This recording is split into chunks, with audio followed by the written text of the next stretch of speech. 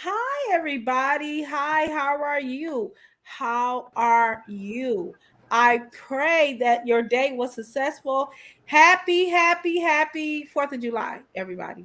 Happy 4th of July. I hope you had tons of whatever you eat, barbecue, vegan, whatever it is. I hope that you are happy and you're around friends and you are happy and all that good stuff. Okay, Shawanda, hey, how you doing? April, hi, how are you doing? Happy 4th. We said Hey, nothing. April. We said nothing but blessings your way. Okay, nothing but blessings your way. All right, guys, listen. Hey, Okay, everybody. okay, QSC. I see that you're driving. Be safe now. Don't be getting into no accidents. We don't got no insurance over here. No. Look who we got. Look, it's Queen Sheila. No, Oh, I was about to say who we every got. everybody will be happy because that's all they ask about. Where's Queen Sheila? Oh my goodness. Where's Queen Sheila? I'm like, listen, people. No, Queen Sheila worked for the government, I know that's real. and they run me. They run me down. Now, but you're here looking fabulous and gorgeous as usual. Why, We thank got you. we got some good stories and we get stuff. Look at my research, y'all. Look at my research. Look at my research. Look at Sheila. Look. Wait, how am I go this way? Look at my research. Y'all hear them pages? Look at Sheila. I don't have any. It's okay. It's okay because I got it. I got it. I got it. All right. And we ain't gonna be all day because guess what? I got something to do this after this evening. I'm super excited about it. And it rhymes with tan. If you take the T off and put an M on there, then you got it. Look at Sheila. What? And I'm gonna still be saved. Everything gonna be improper. But hey boy, stop capping. Now listen, Sheila. What? Look, listen, Sheila. Boy, stop capping is gonna be my new nephew because I love talking to him. Oh, Okay. okay. Uh hey everybody. So listen, we got a couple of people that we're gonna be covering. We're gonna be covering TD Jakes. Y'all share. I meant to put in the description, but I was so trying to hurry up and get online or whatever. So we're gonna be talking about TD Jakes. We're gonna be talking about his daughter, Cora Jakes. We're gonna be talking about Britney Griner, and we're gonna be talking about Randy Cox. And I got the video and the footage to bag everything up. You understand what I'm saying? So That y'all the already Randy know. Cox. That's the one that got shot. Yes. I can't watch that. We're not. I mean, you ain't. You don't have to watch it. I'm gonna show it for the viewers, Sheila. I could not get through it and watch it. I had to cover my eyes, but I'm going to show it just for the viewers. Okay, you can turn away because I know I'm going to be covering my eyes. It brought me almost. It Yeah, made me. It made me sick. You understand what I'm saying? yeah, yeah. Uh-huh. Yes. But we will be showing it just for the viewers, okay? That story broke my heart, and I'm thinking to myself, where's your humanity? But we're gonna get into that. All right, guys, but you already know. Oh, wait. Yes, He's the one that got his neck broke. yeah, Oh, I saw that. Yeah, yeah, yeah. yeah. Oh, that made me angry. Very angry. I thought you was talking about the other young man that got shot 60 times. No. I I know, can't. no, not that one, not that story, not that story. Yeah, yeah. No, this is the Randy Cox, okay? Hmm. But before we go, we're gonna pause for the cause, and the cause is support. I want you to check this out. Check it out.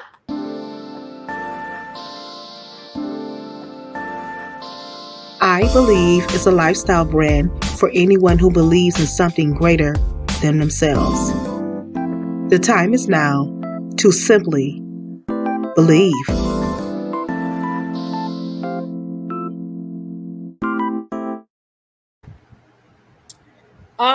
Come on, Queen, with the receipts. You know I got the receipts, April. I ain't playing no games. I ain't playing no games. All right. All right, guys. So the first topic we're gonna talk about is TD Jakes. Now he got a lot of traction this week for a couple of things. People have been saying that he's going back to the more traditional style of teaching when he first started. He got traction for, of course, for his daughter. The last couple of weeks he began traction for his daughter Cora. He had more than one daughter. But this week he got traction because he was talking about the lust spirit that's running rapid in the church and the attire and the mind frames of people that are coming in the church. I mean, I had a very heated debate with my brother about this, and and just it was really deep. And some of the things that he was sharing with me, I want to share with you, and I want your opinion, okay? All right, but first we're gonna dive right into this video, okay? All right, and you Mhm. tell me what you think. All right, people, check it out. In fact, they're flaunting their lustful behavior right in our face and get mad at us if we don't accept it. And they turn Mhm. our churches into a brothel and our services into a nightclub. And I don't mind the prostitutes coming in looking like hoes, but it bothers me when the choir.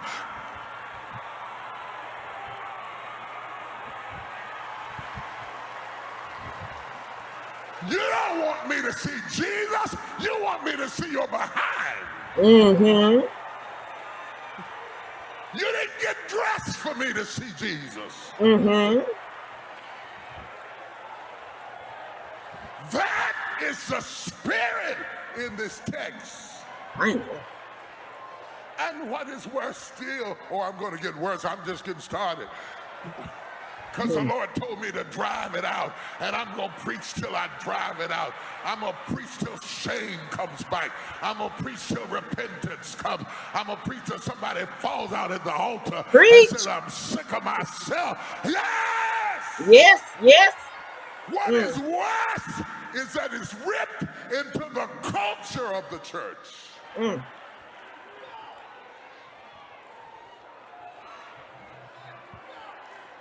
And it has become normalized. Mhm. If you don't believe it, go on your internet page. You ain't trying to minister to people, you're trying to be sexy. There you are sitting up there with your preaching self and your legs gapped open and you grabbing your what does Come on here. Mm. and you expect me to respect you while you walk like a hoe? Mm. It's the truth anyhow. You can't put a collar on that and become consecrated. There's a life you have to live. There's a Yes. walk you have to walk. There's a talk you have to talk. Or God will leave. Mm. My God. Oh, thank you. I remember when the power of God would get so strong that the instruments couldn't play. Yes. Hallelujah. They'd be on the drums and drop the sticks and go to dancing. I remember when they started playing the organ and the tears would be all over the keys We and the need to go glory of back. God would start falling. I've seen people play up under the anointing of the Holy Ghost and they'd be shaking and the Spirit would be playing the key, but nobody's praying to enter into that realm of the Spirit because the Spirit of the world has taken over the church and we're not competing for the presence of God. We're trying to be like the people in the world. Mm-hmm. Oh, Scripture it's say, going to be come tough from, tonight. come out from among them. When Mm-hmm. all your heroes are secular, you ain't sanctified. Yes. All right. Okay, so tell me right now, guys, what do you think about this? Modest Apparel. He was speaking to the culture of the church. He said he said this lust spirit is ripped at the very seam of the church. What do you think? And I know that Queen Sheila got something to say. Cause it seemed like she couldn't hold her seat. Well, what you y'all Honey, want he to was go first? preaching. You know, and you're gonna hear, Jesus said, come as you are, this, that, and the other. So I can understand coming from out of the world in the church because you want to change. You want to live for Christ. You know, so when that happens, you feel with the Holy Ghost and all that stuff. The old man dies. Okay. So coming in with everything hanging out should not be in your spirit or so tight. You understand what I'm saying? That shouldn't be there. You are you should, let me say this, follow the example of the First Lady, what she has on. Okay? And I know there's not a whole lot of First Ladies sitting up there, you know, in tight pants and jeans and cut off shirts and all this different kind of stuff. I know that. But, you know, then you need the mothers. You know, the mothers used to, come here, you know, come here. And they sit down and they talk to you. Mm-hmm.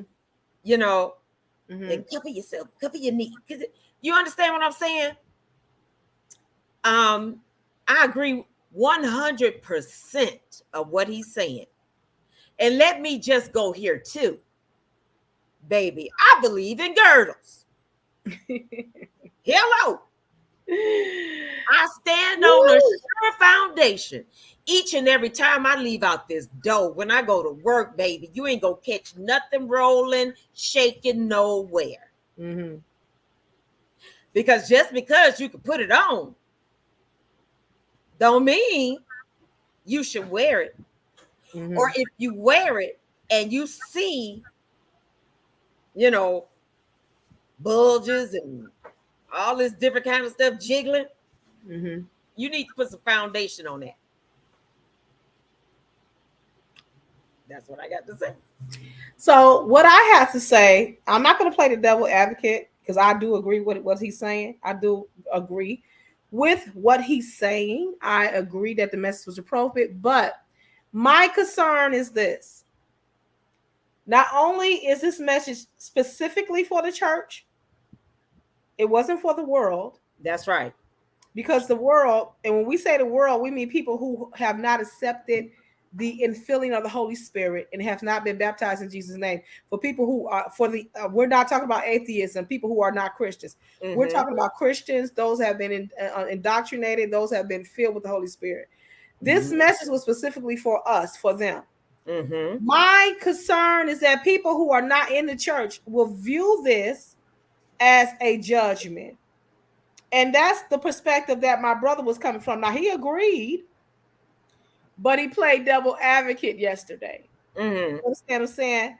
So he's saying, if a sister come in the church with a thong on and everything's shaking but the Holy Ghost on her, and I get distracted, he said, is it the problem?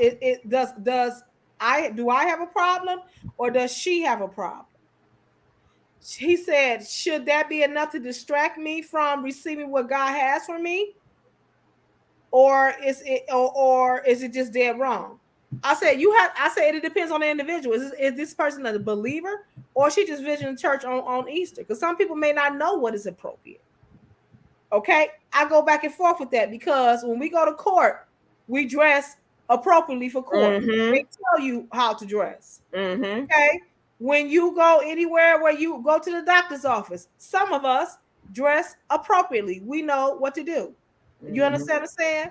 So it's only when we go to church that there is some type of situation. Now, I told him, it don't bother me that somebody come in with a tight pants and all of that stuff or whatever, especially if they're not saved. Mm-hmm. Because it takes time. That's right. That's what I said. Revelation with God. Once you get indoctrinated into the ministry and the precepts and the tenets of God, all of that is going to come. You're going to gradually change and conform into what God wants you to do. Mm-hmm. And so he said, I agree. He said, my comment will be, let God take care of his own business.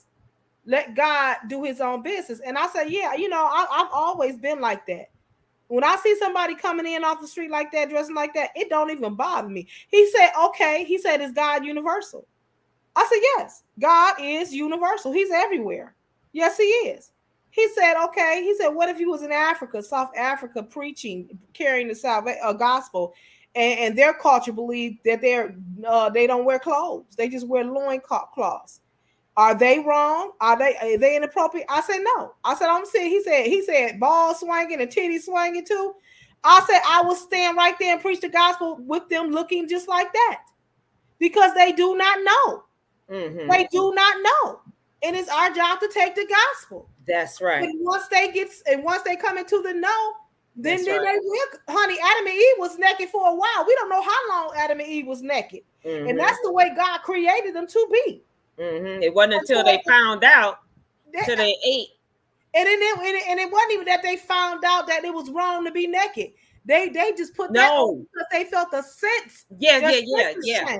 It wasn't wrong for them to be exactly naked. Because that's the way God created them to be. You understand what I'm saying? But now we are in civilization and time has went on, and we are expected to be a certain way.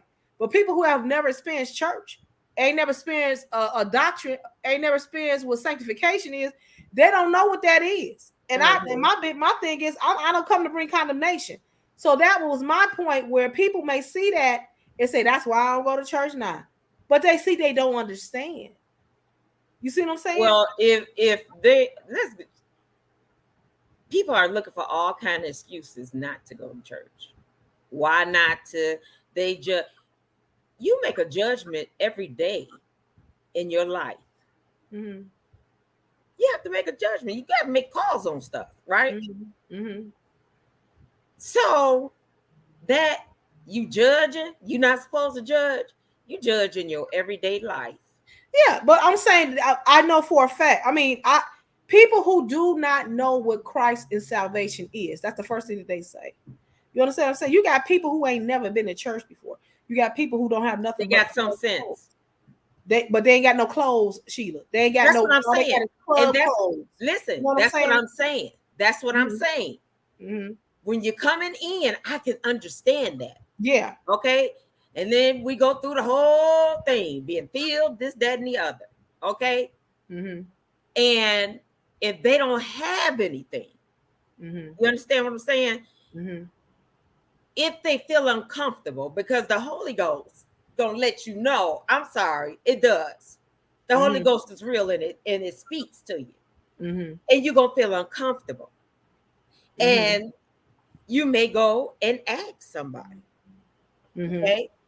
And not even ask, because you take on the personality of the people that you're around. You take on the characteristics of the people that you're around. You're influenced by the people that you're around. You know what I'm saying? After a while, you just go ahead and do what you got to do to look like everybody else. Are you saying that they don't have the money to buy the clothes? In the beginning stages, some people will. Some people will be coming off the street that are single mothers, that are that come from the shelter, that may not have the appropriate dress that the church requires. You know what I'm saying? And they just coming in trying to get us more spirituality, and they just coming in, fresh off the street. You know what I'm saying? And even my brother was saying, Boy Stop Capping said yesterday, he said, I went and visit a small church. He said, you get these looks like, ooh, because he had on his street, Timberlands, jogger, people just looking at him, and my thing is, that's because they are ignorant. You know what I'm saying? Because people should feel comfortable coming into the house of the Lord. And I said, this is the ideology that people don't understand. If you follow the pattern, if the church followed the pattern of Christ, we would be okay. He didn't say come to the church. Jesus, when he walked the earth, he went to the people that were in need. He went and broke bread with those that were unclean. He went to the prostitute. He went. That's what we need to be doing, is going and then bringing them in. He told us, he didn't say sit and wait. Hey, James, how are you? He didn't say sit and wait for them to come in. He said go out in the highways and the byways. That's what that meant. That's what he said. He told us to go out. But we too busy sitting and waiting for them to come in. You understand what I'm saying? Yeah. So that's what the church does. Because if you go out, then you will see just how society look, that they don't look like us. That's right. You got people with green hair, orange hair, whatever. But you know I got pink lipstick on today. You know what I'm saying? That's still for church people. Come on now. We live in this everyday world. You see stuff on TV. You see how people are. You see how people live and how they dress. You see that. Yeah. You should understand though, because you wasn't born saved. Right. You wasn't born, and you know what I'm saying? So people don't lose thought of that. You don't lose that. You don't forget where you came from. I got somebody right now. They will not come to church. They want to. They don't necessarily. They want to come to church, but they say, I don't want to embarrass you because I don't have the clothes. They see how I dress or whatever, but they don't have the clothes. I don't want to embarrass you because I don't have no church clothes. That breaks my heart, and I keep trying to tell them we dress down. We've been dressing down for 2 years. Come on, just come on. Ain't nobody looking at you. We not funny acting like that, but they just feel like they got to be dressed a certain way. And that is a barrier that may cause them their salvation. It's unfortunate. Now, I do agree. I agree with TD Jakes said. When I was talking to my brother, I say, if this person is in the know and they been in church for a while, then they know what they feel sexy in. And why should you be trying to feel sexy? I mean, ain't nothing wrong with looking sexy or nothing like that. But why would you be trying to bait? And the reason why I say bait is because we as women, when we wear certain things, we know how we look and feel. And we know what we're trying to attract, just like tonight on my outfit. You understand what I'm saying? You understand what I'm saying? We know this. So when you wear that same outfit to church, don't be talking about something. They better look the other way. No, you ought to order. Right. I used to wear this one dress, and for some reason my breasts looked like torpedoes coming out of it. And I decided to wear it to church, and I noticed one of the brothers didn't come in the service. I'm like, well, I said, you know what? I'm not wearing this dress no more. I'm just not going to wear the dress no more because it made me feel uncomfortable. That my brothers had an issue, or I may have caused. I don't know for sure, but may have caused an issue. Okay, let's be real. This is a sundress. We're going to keep this outside in the sun. We're not going to bring it to the church. That's right. So you make those judgment calls, and the Holy Ghost will nudge you like, hey, wait a minute. For one, you ain't got the shape for that. Don't put that on. Amen. Don't put that on. You ain't got the shape for it. Didn't I say that? Yeah. And, like I said, I be looking at some, and I'm like, honey, you need a girdle all day. Now I only wear girdles if I'm wearing something form-fitting, then I will wear a girdle. I'm not walking out the house every day with a girdle because I got a problem with being constrained. Okay. You understand? Like now I'm hot. You know what I'm saying? I can't be tied down and tight. I can't. I work in them every day. God bless your heart, sister. It's not girdle, it's shapewear. That's shapewear. God bless you. This it right here. My mother brought me and Stacy up on that. Well, honey, y'all come from the 50s. You understand what I'm saying? Excuse me. I'm just playing. Anyway, I'm just playing. That's the way that we were brought up. And I wasn't in the church. I wasn't in church at all. But I was still brought up to wear a girdle. What a girdle? What did Lexi say? A girdle? A girdle. A girdle. Girdle. You don't.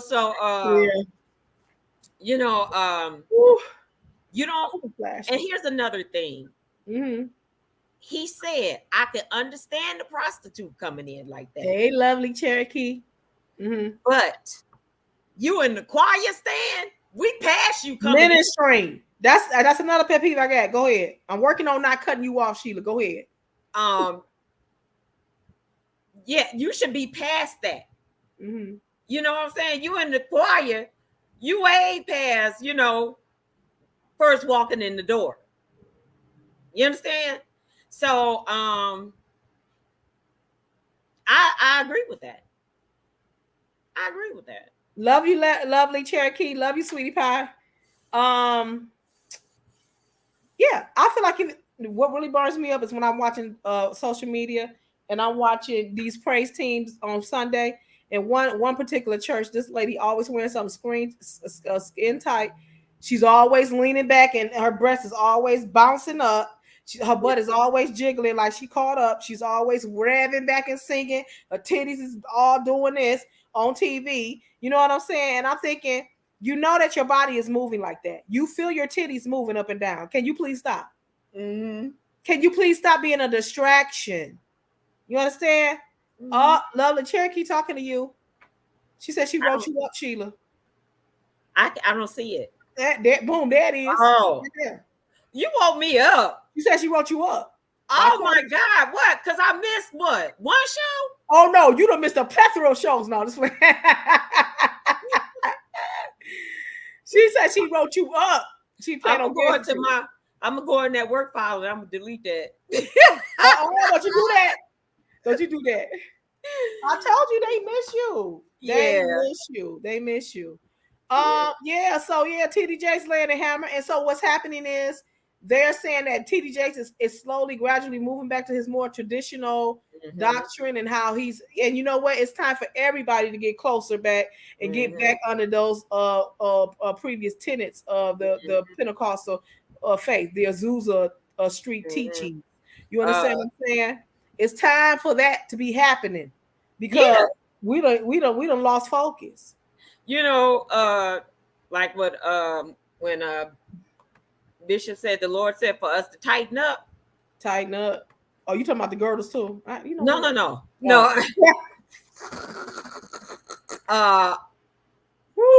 I guess the Lord is saying the same thing to TD Jakes. It's time to tighten this up. You letting too much go. We let too much go. Lovely letting you have it. She letting you have it. She said you can't count. Let's be clear. You know what, girl?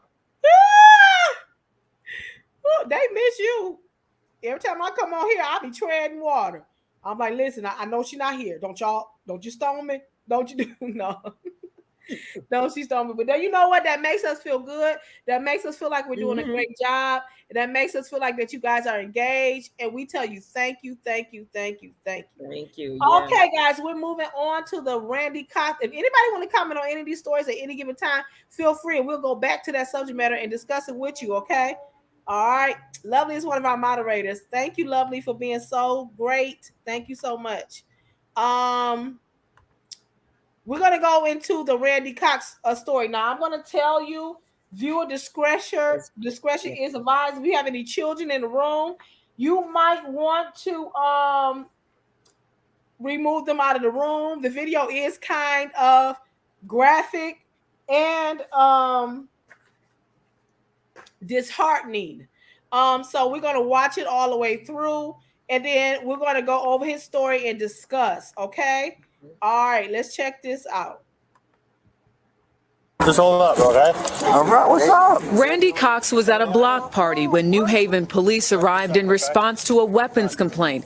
Officers arrested Cox, who they say is an ex-felon and was carrying a firearm illegally. As they were transporting him to jail, authorities say Officer Oscar Diaz was speeding and came to a sudden stop to avoid an accident. As a result, Cox's head is slammed against the back of the van, which had no seatbelt. I can't hear you. Despite Cox's repeated calls for help, it took the officer almost 4 minutes to check on him. Can you move at all? I can't move. Before calling an ambulance to meet him at the police station. When the van arrived, several other officers were waiting and began berating Cox to get out. Move your leg. Sit up. Why y'all listening, bro? Sit up. I can't move. You're not even trying. About 3 minutes later, they dragged Cox feet first out of the van. What's going on? Huh? You ain't cracking. You just drank too much. Before officers forcefully hoisted him into a wheelchair. Cox is processed and dragged into a holding cell about 10 minutes after the van arrived at the station. He was placed on the floor where an officer shackled his legs, but he couldn't move as he was paralyzed from the chest down. Mr. Cox was mistreated. He should have received medical attention immediately. We can't defend anything that was released. Now, the 5 officers involved are on paid leave pending an investigation. This morning, Cox remains hospitalized in intensive care. Attorney Ben Crump is representing Cox's family as they pursue damages against the city. We want criminal accountability for those officers, but we also want to see policy changes Cox's sister, LaToya Boomer, says she just couldn't finish watching the footage of how officers treated her brother. It made me sick to my stomach. To treat somebody like that, at what point in time do you believe someone that's saying, I think my neck is broke? Oh.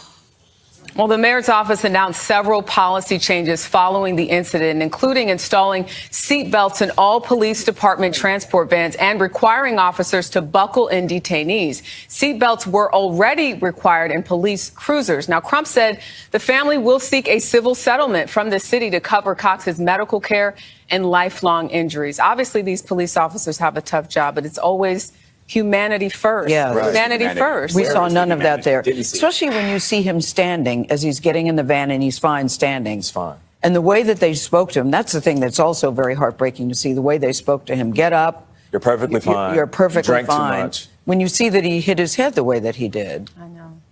The humanity. Yeah. I was thinking that throughout the entire story. Where's the humanity? Yes, perhaps there was a crime, but you have to treat even those who break the law with humanity. Yeah. And after Freddie Gray, I'm surprised that this is even an issue, that you put somebody in a van like that and not buckle them in. Yeah. So, of course, I'm sickened. I am sickened by that story. I could not even look at the video because you can see his neck, how distorted. Oh my God. When they took him out and put him in that chair. That I couldn't look at that. I couldn't even look at it. I couldn't even go that far and look at it. I couldn't look at it. Because you can see even how his limbs is moving, that he has no control of his limbs. Mm-hmm. Nobody can fake that. Mm-mm. Nobody can fake that. Here's what upset me the most and made me the most angry is to see one of our own treat that man like that. I didn't go that far. I didn't put the black cop up in there. I because I couldn't look at it. And but I'm like, well, I guess you not us when you got that uniform on. You just blue. Oh, it's the blue family. When they put that stuff on, they ain't white and black, they blue. Honey, it could, just like it happened to him, it can happen to one of theirs. Yes, lovely. We're praying for their family. We most definitely are praying, because that should not happen to a dog. Mm-hmm. Oh, thank you for sharing my Cash App. Anybody want to help? Please help. I want to say thank you for all that you all do. I do have a book signing coming up. We need hot dogs and chips. We need hot dogs and chips, and because I want to feed the community. People are giving, but I know there's going to be more. The numbers is going to be high, so I want to make sure everybody get fed. So if you want to support, please feel free. I'm gonna be taking donations all the way up to today. Okay. So he was 36 years old, Mr. Randy Cox. He is. I'm sorry. Forgive me. I did have stills that I wanted to show, but I forgot to create the video to upload. So that's why we don't have stills to go along with our stories. Please forgive me. I've done 1,000,001 things today, trying to get balloons and all of that good stuff for this book signing. So you all, I'm sorry that I don't have the stills. But he is 36 years old. He was being arrested on a gun charge when the vehicle suddenly stopped. Cox, who was handcuffed and was not wearing a seatbelt. Now, when I looked inside of, yes, it is sickening, Cherokee. When I looked inside the vehicle, I saw what looked like black straps. Yeah. So I don't know why they didn't follow the procedure and strap him in. And his hands was behind him. Yep. He could have broke his fall if they had handcuffed him in front of him. But they did not do that. I don't even know if they could do it if it was in front. He could do it in front of him. I mean, but if he would have fell forward, at least he could have put his hands out to break the fall. Yeah. You know what I'm saying? Yeah. So he said his head, he flew head first towards the front of the van, smashing his head on the wall. And you can just see that it was like a compression type of situation, the way he hit. And of course, he was saying help. You can hear him on a video saying help. Mm-hmm. Help. He was saying help. And he was groaning multiple times. It says that he was remained in that position until he reached the detention center. Now the video said that the cop stopped after 4 minutes. So after he stopped at 4 minutes, why didn't he reposition him? He's it was, you see what I'm saying? Because he believed he was fake. He stopped him. He stopped. He opened the door and he was like, "What's wrong? What's up?" And he was like, "I broke my neck. I broke my neck," you know. And he was like, "What?" And all this. And then he was like, "Okay, well, we're almost there." And the EMS and he closed the door back and he went on and drove where he was driving. Okay, so if you was frustrated with him, still reposition him and put him back. Well, you're not supposed to touch him. That's another thing. See, they probably did more damage and they know what to do. They've been trained. But my thing is, if you don't believe that his neck is not broken and you think that he's drunk or he's pretending, you see what I'm saying? Because that's what they said. They were doing that because they saw, I believe they knew. Oh, the guy, he said, yo, when he went, you know, just, and they knew. I believe they were saying they were just covering up themselves, covering up. Yes. Stopped after they reached the destination. Yeah. That's what I believe. Yep, you're right, lovely. Okay, so after Randy Cox got to the detention center, it says minutes later, officers dragged Randy Cox out of the van and placed him in a wheelchair, ridiculed him about his posture, and dragged him once more in a holding cell. Now, my thing is this. It's going to be called the Woods Detention Center. Because I'm suing y'all for because you probably did more damage to him by dragging him across that jail and dragging him and putting him in that cell. No, they did more damage by what I don't know where the EMS was, but he had already caught that C1 when he was driving.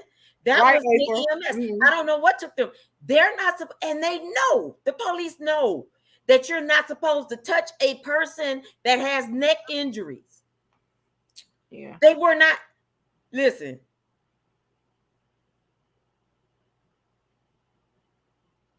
I know they knew better. Yeah.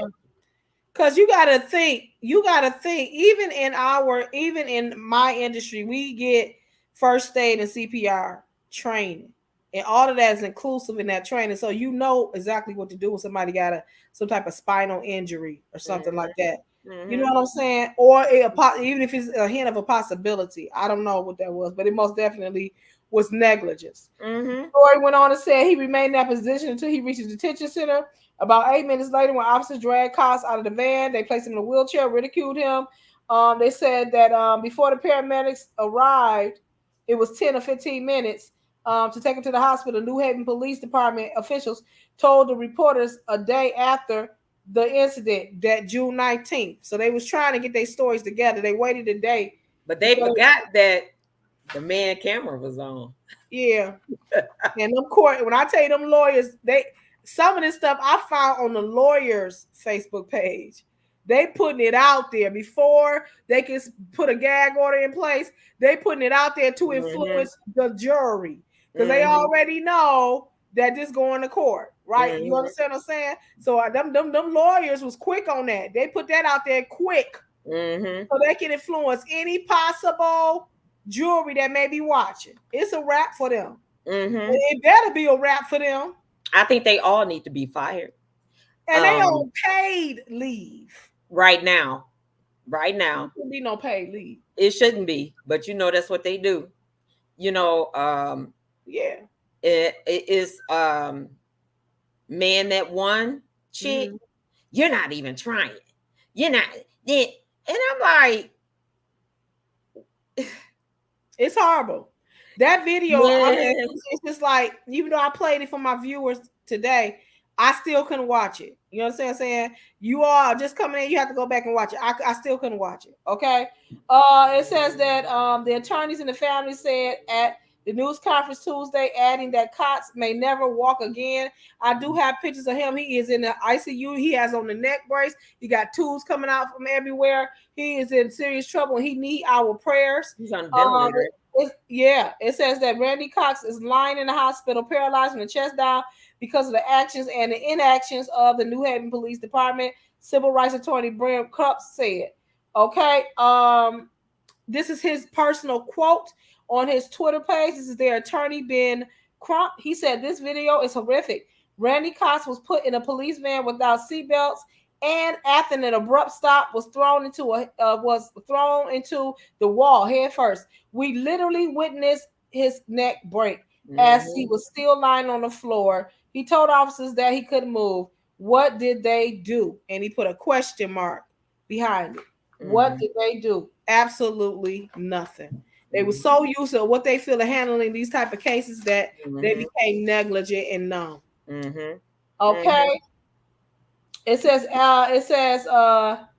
potentially potentially caused a paralysis at the separation Tuesday news conference. At a separate Tuesday news conference, a liquor said 5 officers involved in the incident have been put on administrative leave. The Connecticut State Police is investigating. He said he having watched the video many times, a liquor called the officer's treatment of Cox awful, but he did not see malice. I got to turn the page, but I know he ain't said no stuff like this.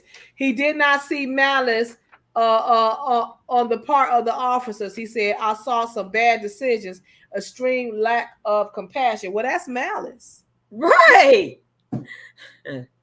What you say, April? Yeah, it's horrible. They didn't care. You're absolutely right. They did not care. Lovely said, first lady, definitely. I agree. They need to be fired. And you know what? You read whatever you sow, you're gonna reap. You're gonna read that. And then so now they're comparing this story to the Freddie Gray story, which I am not familiar with. I'm not either. But they said the circumstances of Cox's severe injury draw immediate parallel to the case of Freddie Gray, a 25-year-old black man. Die? I don't know. I'm going to read down further to find out. It says he's a 25-year-old black man who in 2015 suffered a severe back neck injury and later died after Baltimore police transferred him in the back of a van, handcuffed and shackled without a seatbelt. The incident sparked protests and 6 officers were charged with various crimes stemming from an incident. Now, I do remember a story where they had drugged this man and you could just see that he wasn't walking and they put him in an ambulance, but he wasn't walking. And so that I do remember a story that was kind of hitting the headlines. This may be the individual. I'm not for sure. But I do remember something similar to Cox's story being on the news. This is just ridiculous. It breaks my heart that even in this day and age, that the lack of humanity that these police officers and the scrutiny and how everything is on a camera now, you're still behaving like this. Yeah. Even though we see you. So what that let me know is you don't care that we see you, because you know that the judge is in your pocket. Yeah. Lovely said they do have some similarities to Freddie Gray. Okay. Cox's case is tragically similar. Crump said, adding, "How many more times we have to see a black person brutalized at the hands of people who are supposed to protect and serve them?" So they said that the van being transported did not have seatbelts. Okay, I'm going to go back to the video. And I'm going to try to fast forward. It looked like seatbelts on there. I'm going to go back. I'm going to go back to the video and look and see.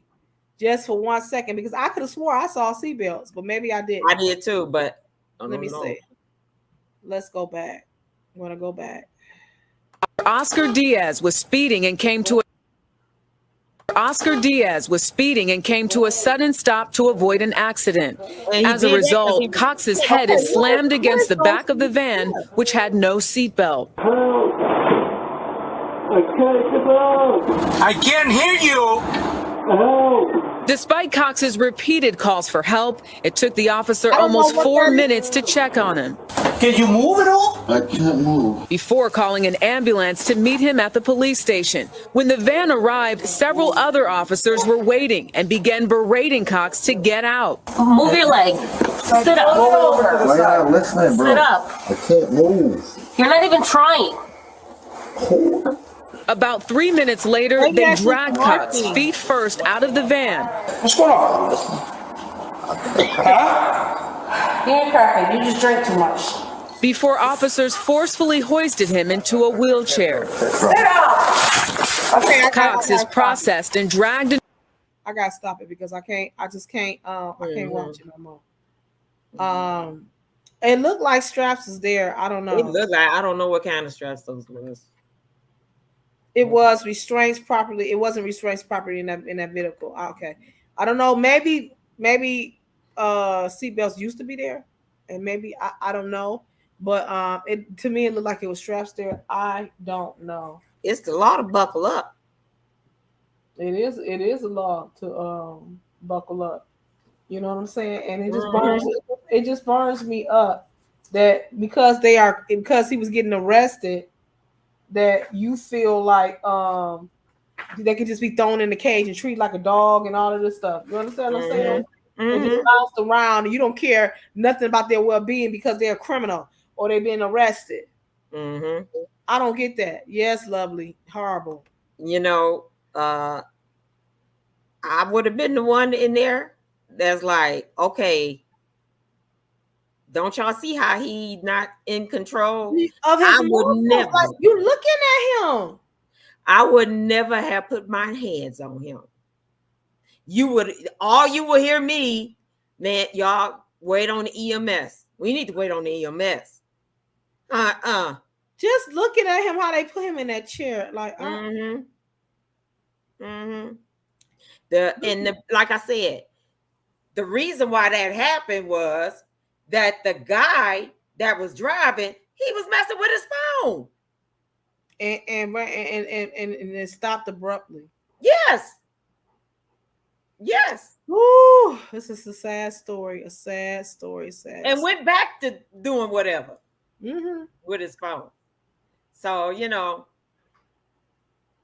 Horrible. Yeah. Horrible. Well, guess what, guys? We're going to pause for the cause and cause support. We are going to do a little light transition, and then we'll go into our other stories. All right, check this out. Amazon author Clayleen Woods has a passion for children's literature. Check out her newest book, Fly at Bumblebee High. It's a story about differences and how to just get along.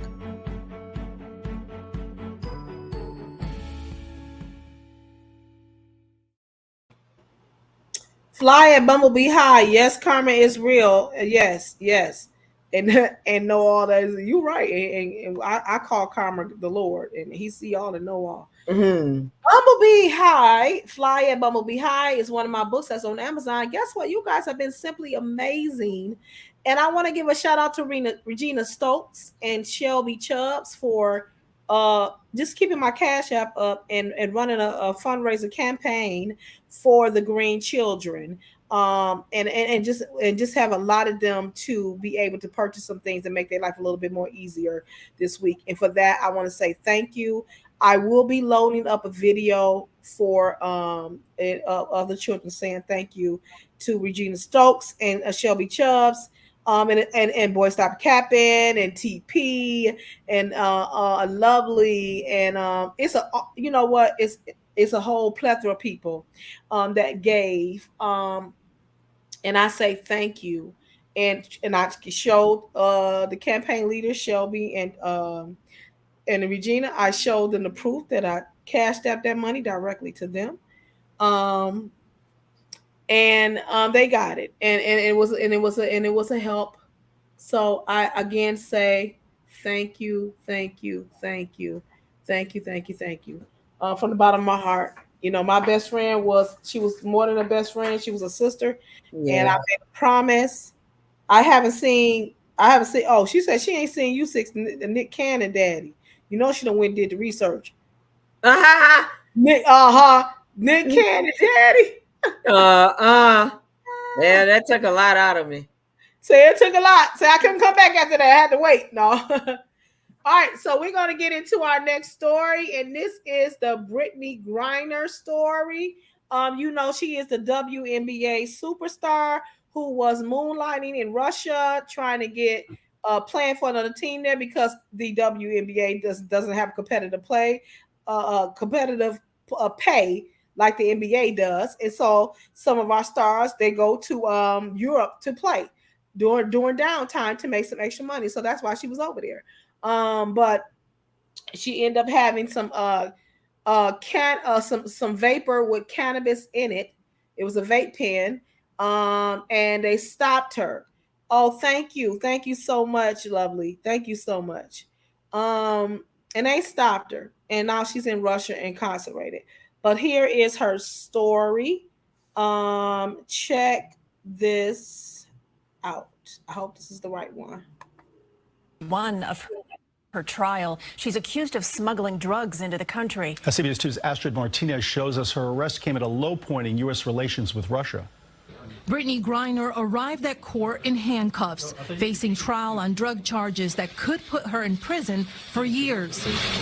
Inside, prosecutors unsealed their case, stating the 31-year-old basketball star brought 2 cartridges of hashish oil into the country for personal use. The 2-time Olympic gold medalist and center for the Phoenix Mercury was arrested in February when Russian authorities said they found the drugs in her luggage as she arrived at a Moscow airport. After the trial's opening session, a diplomat from the U.S. Embassy said Griner was doing as well as can be expected. And she asked me to convey that she is in good spirits and is keeping up the faith. Griner's arrest came just a week before Russia invaded Ukraine. The Kremlin denies any political motivation, but Russia expert Jeff Hahn believes the American is being held hostage for political clout. It's very clear that they did not need to bring the severity of charges against her that they did. They chose to do that in order to grab the U.S. attentions and threaten her with the worst possible outcome. Ahead of the trial, Griner's sister attended a support rally in New York. I haven't been in communication with her. I haven't been able to talk to her. And it hurts.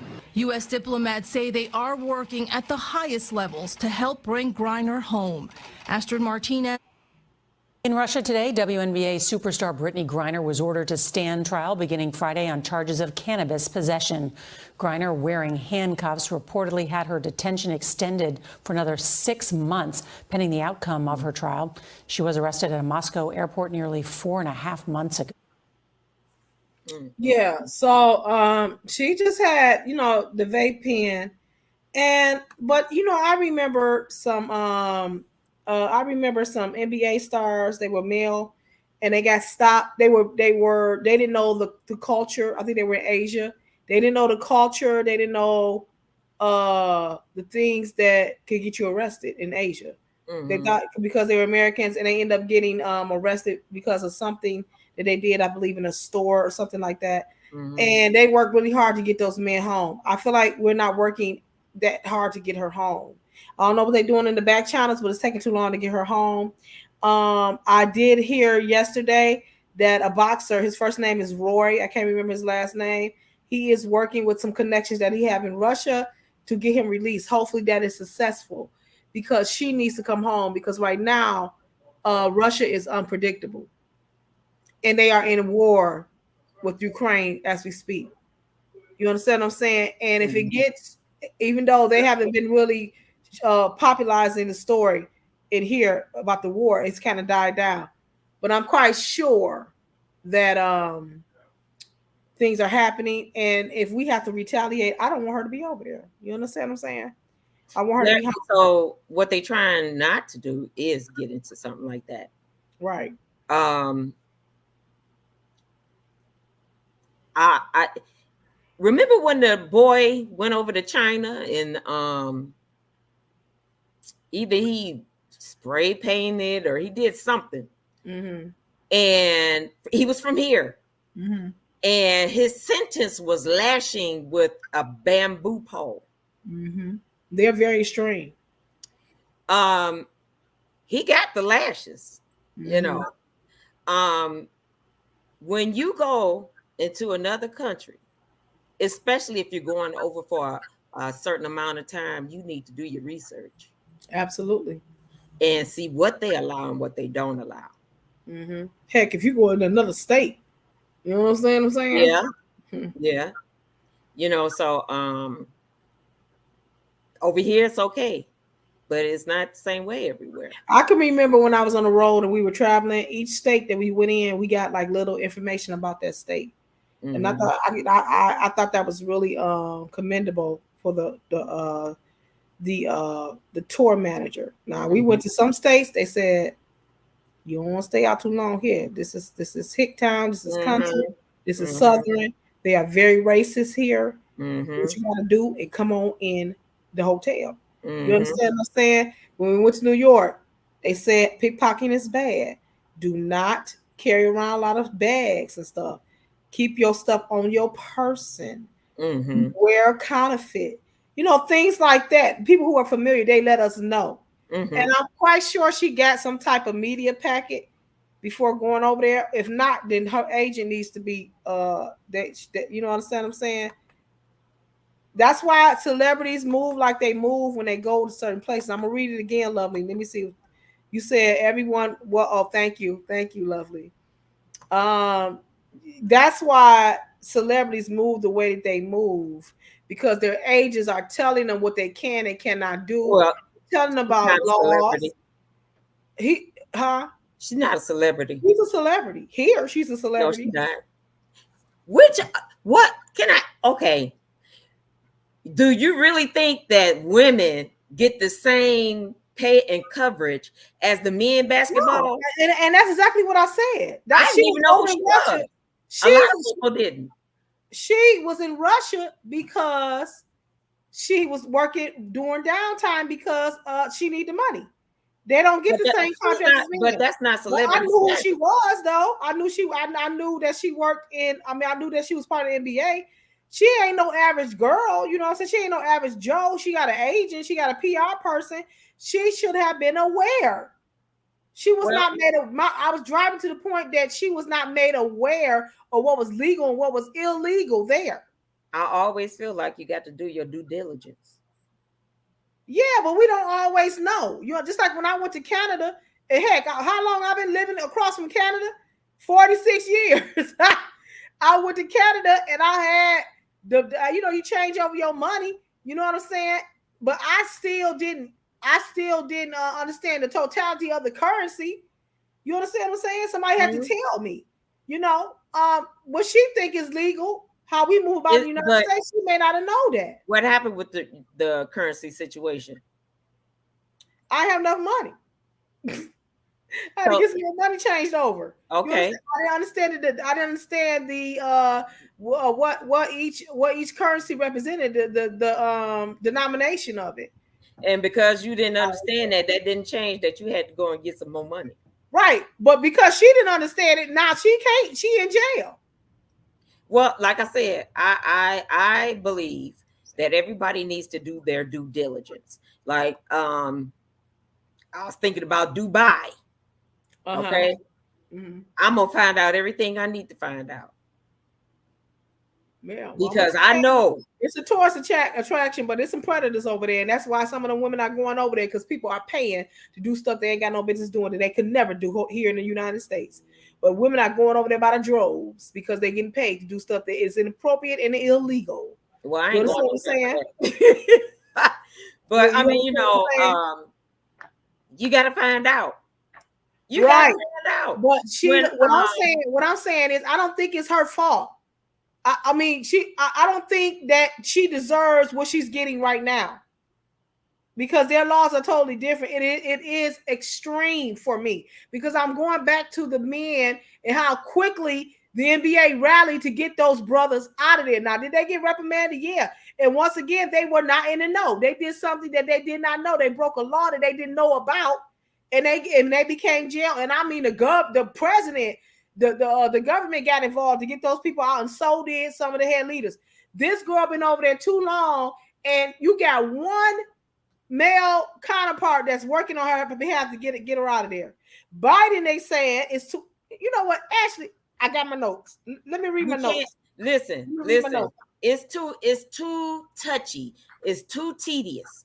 When they were talking about when Russia was talking about invading wherever they was invading. Uh-huh. And even going back over into in the desert over there. Iraq. Yeah. They said everybody get out. All Americans get out. We're not going into war. I understand that. What we're not, that. I don't want this whole country being in jeopardy because of one person not knowing something. Now, see, and he's not doing it. I hear you, but I'm always playing the devil's advocate, Sheila. I don't feel not one American should be left behind. You understand what I'm saying? When I looked at that woman's face when they were trucking her through the court, I felt for her. You know what I'm saying? She's a woman over there. She's someplace where women are treated like commodities, and especially Americans. Well, don't forget about those teenagers that went into those countries, because there was another set of teenagers that see, China and Korea and them, they don't play. No, they don't. And they went over there and he picked something up. Something, a flyer, something, and it had to do with something political. Yeah, and they had to do time. Yeah, and another young lady in Italy too, an American in Italy. Yeah. They threw the book at her. You know what I'm saying? Okay, so listen, I'm gonna read you what I pulled up, what I got. It says that the situation with Britney Griner in Russia and are in close contact. Wait a minute. See how to cut it off. Someone is in close contact with her legal representation in Russia and her family, her team, the NBA, and the WNBA. She said she's saying that she's been corresponding with them. I would like to see results. Okay. It says Griner detention comes at the most dangerous moment in the U.S.-Russian relation history since the Cuban Missile Crisis. As Biden administration lead dozens of nations in imposing crushing sanctions on Russia, economy, and political elites, President Vladimir Putin of Russia said on Saturday that the sanctions were akin to a declaration of war against his country. Okay, so my thing is wrong time for her to be locked up. It says also on Saturday, the State Department, which for weeks had warned Americans against traveling to Russia, released an updated advisory urging the U.S. citizens to leave the country immediately, citing an invasion. Now, at this point, she was already in Russia before they put that declaration out. She was already playing for a team there. It says that page 1 of 50. No, I'm just playing. It says administration leads dozens of nations in imposing crushing sanctions against Russia. It says that I obviously don't know the circumstances of her detention, but Griner arrest should serve as a wake-up call to all Americans in Russia, said Michael A. McFall, a former U.S. ambassador to Moscow. Get out. Shut down your business now. That's a direct quote from him. Get out. Shut down, because I feel like they're gonna call us on our card. We're gonna have to show our hand, or we're gonna have to go somewhere and sit down. It goes on and say someone examining a package that appeared to be from a traveler's bag. The screener at the airport occurred in February. She's been in this in February, according to the Customs Service, raising a possibility that Griner, who was 31, has been in custody for at least several days. The Customs Service said that the criminal case had been opened on a large scale transportation of drugs, but it wasn't.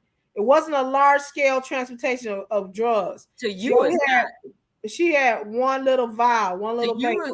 To us over here, it's not. To them over there, it don't. We don't have the same rules.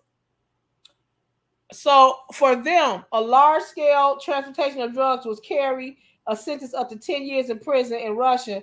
Hash oil is marijuana concentrated that has a concentration of the plant main psychoactive ingredient, which is THC. It can be consumed many ways, but it is commonly sold in cartridges that are used for vape pens. So I'm telling you, I know what you're saying, Sheila, but what they're saying is that they're trumping up these charges to make it seem like some type of RICO, some type of major drug thing. You understand what I'm saying? But I will say this. Selling marijuana here before it's free. It ain't legal. It's legal now. It's still people in jail that sold it. And they need to be getting out. They need to be getting out. But they're not. You know, it's like it's not fair. They really need to be out. But just like you get time here, they don't play that over there. How we know they trumping it up? I hope she don't have to do them 10 years. I hope not either. If they get her 10 years, I'm gonna protest. Me and you, Queen, we going out there and we protesting on Wolf. I ain't protesting no way. You coming? No, honey. I leave my government job. I'm gonna wrap. No, I'm gonna give me a white sheet and I'm gonna wrap myself up. Go against my employers. Wait a minute. I'm gonna get 2 white sheets, wrap ourselves up like a joint, and put a red cap on our heads, and we walking down Woodward, and we gonna call that woman name out. You know that's what we doing. Lovely said, she said exactly, First Lady. Do your homework. ESP if you're leaving the country as an NBA player. Lovely said that it is extremely different to travel anywhere. It is. You gotta know their laws. Clay Lynn. We went to Rick James concert years ago. Girl, he had giant joints walking around on the stage. He was playing him, did a whole lot of stuff on stage. He had 2 giant joints, and he was singing Mary Jane. When I was little, I didn't know that song was about a joint. When I was little, I didn't know that song was about a joint. What you say, Lovely? You said I'm not protesting either. Look, y'all coming out there, and we gonna roll ourselves down that street. No, me and Little Cherokee gonna roll you. Roll me down, because this is injustice. No. Light me up. No. We're gonna light you up too. You better watch your head. Light me up. I ain't playing. Lovely, crack it up. Listen, light me up, because I want that girl to come home. Okay, so I'm almost done with this story, guys. It says, in recent years, U.S. officials have accused Russia of detaining and sentencing American citizens on trumped-up charges. The detaining of a high-profile American could even be an effort by Russia to gain leverage in a political and economic standoff with Washington over Ukraine invasion. So, of course, we know that they are using this as a ploy. They're going to use it as a ploy to keep that girl locked up. Did they ever get the man from Novi? That went over there. Did they ever get him back over here? They and this is my thing. He's home. Is he home? He's home. Them people did some back channeling and got that man home. Yeah, now, but we wasn't in this thing and get her home. In this time. We was not in this space then. But you know, what you say? Wait a minute. You said she be having suppers for Queen the Queen. She ain't got no suppers for me, Lovely. She ain't got no suppers for me. She better get whoever she going out with to buy some supper. I'm gonna tell you something right now. I'm gonna plan on having some fun. Okay, you understand what I'm saying? All right. When Biden said, "Get out," he wasn't playing. Get out. No. I remember them saying, "Do not travel over there." But she was already over there, though, Sheila. But she heard when they said, "Get out." You sure she heard that? I'm saying she was leaving. She was already over there. Yeah, and she was coming home. Now, she was coming home when they stopped her. Oh, she should have left it at the hotel. You was wrong. She's leaving her stuff at the hotel. Yeah, they stopped her on the way back to the United States. Oh, well. I mean, not oh well, but I mean, Ooh, you could be my lawyer. I'm like, give me a new lawyer, please. No. Honey, don't you know I would have smoked everything and used everything before I could. You can't even have that stuff on the plane, you know? Lotion and you would have stuff. smoked it up. Girl, I would have smoked it up while I was there and threw it in the trip garbage. I took a trip. I was in a singing competition in high school. And I was so bad. We was smoking weed in the hotel. And girl, I caught myself going to compete the next day and almost fell off of the bleachers. Now this is a national competition. Miss Livingston could have slapped the taste out of my mouth. I literally almost fell off stage. Literally, we are competing against choirs across the country. She looked at me. She said, "Come on down." That's that bad weed I had, but that's all right. Thank God delivered me from that. You understand? Now, let me say this: if it was LeBron James or Michael Jordan or something like that, oh, he would be home right now. Talking about Happy 4th of July. But that's what happens when you're not that. And that's what I'm saying. They need to get her home. I ain't playing no games. We going out there and protest. You understand what I'm saying? We going. Smoked it all up. Yep. I'm going to the weed house. Going to the weed man and say, listen, I'm gonna need you to support and protest. Come on out. They ain't got no weed man no more. Don't they got the stores? Oh no, they still got the weed mans. Okay, trust me. I got family members that still, never mind. Okay, so the State Department, Sheila, the State Department spokesman said only that the United States was aware of the reports that Griner had. Wait a minute, let me read this again. It says the State Department spokesman said only that the United States was aware of the reports that Griner had been arrested and that the United States provide consular service to Americans arrested overseas. The State Department also confirmed on Saturday the United States, which has closed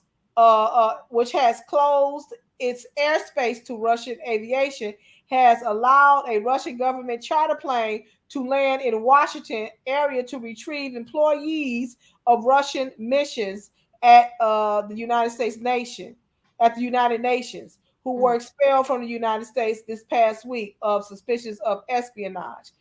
Griner agent said in her statement, as this is an ongoing legal matter, we are not able to comment further on the specifics of her case, but can confirm that as we work to get her home, her mental and physical health, I guess I cut it off, so I guess they say they can confirm about mental and physical health. That's unfortunate, and we want her to get home. Oh wait, there's more. Hold on. Can we move on? I got one more page, but we'll move on. Fine. She need a hit right now. I know she do. You know what? What you're not gonna do? What you're not gonna do is come for my fellow weed recipients. You're not gonna come for them, okay? I know what it is to be high, and what you're not gonna do is come for them. You understand? And it wasn't even straight up herb. It was mist. Okay, in it. It don't matter. Okay, they got lotions that got THC in it. THC. No, it don't. Yes, they do. They got lotions that got CBD. They don't have THC. Lisa, now see, you about to make me listen. Todd, is you speaking through me? Is you speaking through me on this live? Is you speaking through me on this live? Because I didn't mean to say that. I did not mean to say that. There is. That just shows you we need to move on. No, we're moving on. We're going to commercial break. We're going to commercial break. We're going to commercial break. I Believe is a lifestyle brand for anyone who believes in something greater than themselves. The time is now to simply believe.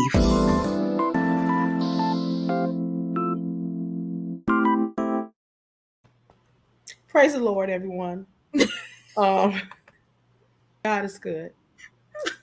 We're going to go ahead and dive into our next story, which is the Cora Jakes story. And there is some type of controversy about Cora Jakes. This is the daughter of T.D. Jakes. It has been said allegedly that she stole somebody's baby. What? Give it back. Yeah. Let's check this out. Oh, Lord. I had 3 kids already, and I was pregnant with my 4th born, Jason.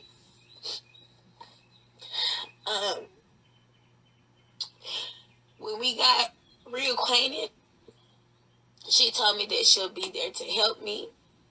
You know, she told me that she was only there to help me.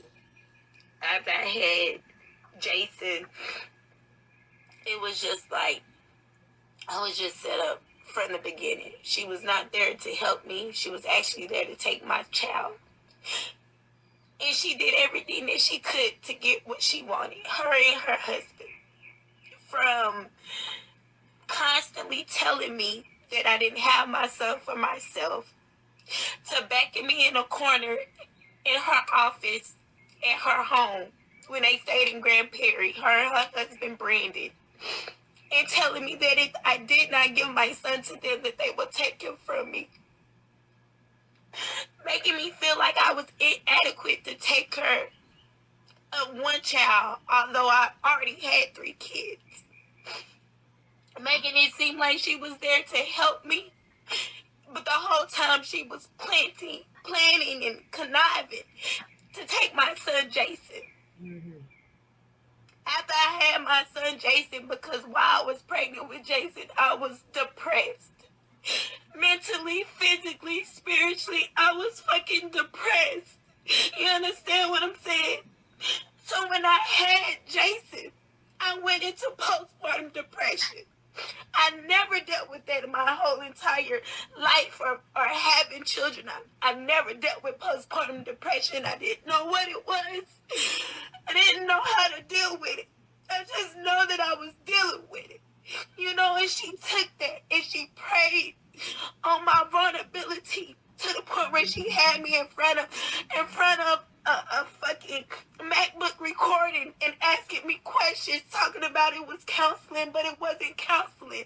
Because later on down the line, a few years later, she would then use that evidence against me in court when I went to fight for my son.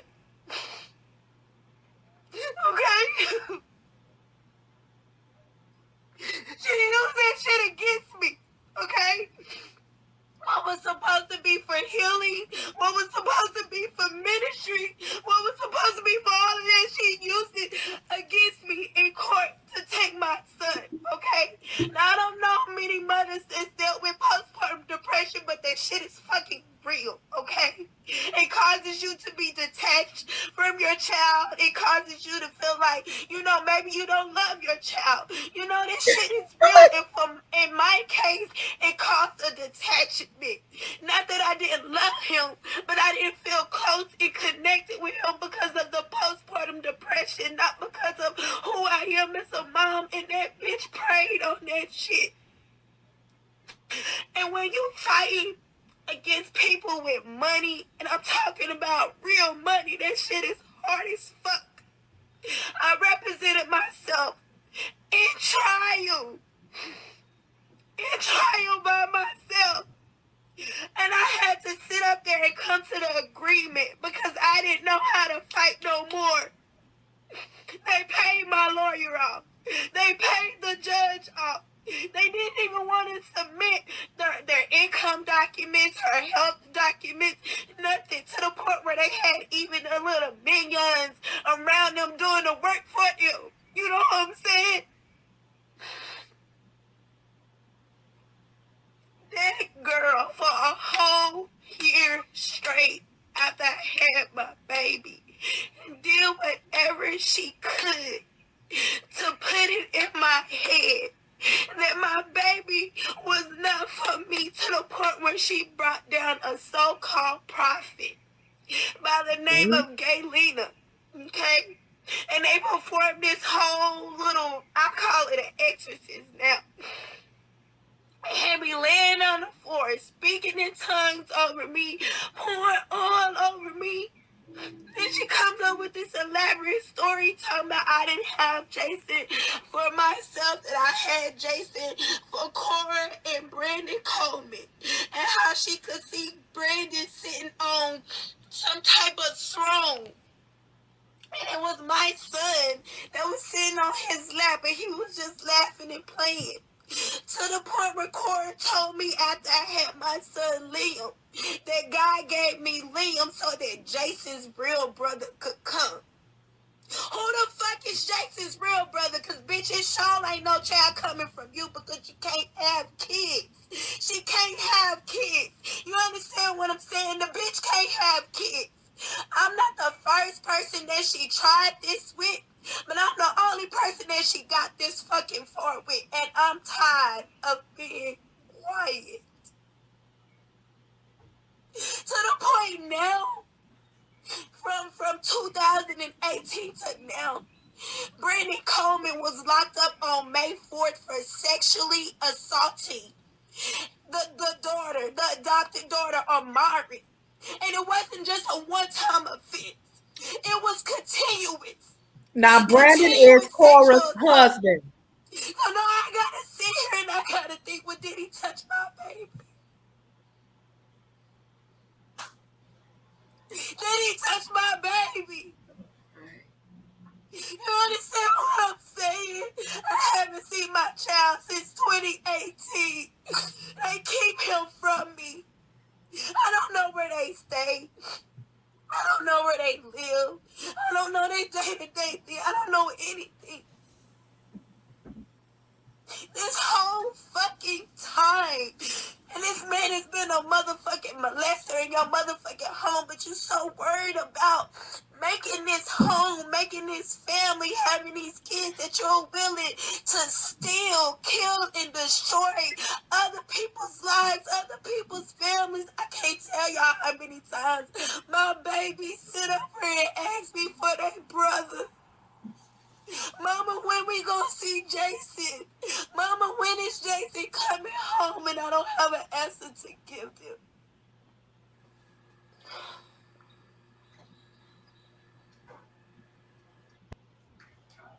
Okay, so this lady here, she when she talked about, let me remove this from the. Okay, I see it. All right. The guy that she mentioned was Cora's. Of 4 Oh or 5 Lord. years. Okay, sorry. The guy that she's talking about was Cora Jake's husband. He has been brought up on charges for molestation, and she has recently filed for divorce and is divorcing him. This woman apparently came to some type of agreement with Cora Jakes in regards to her child.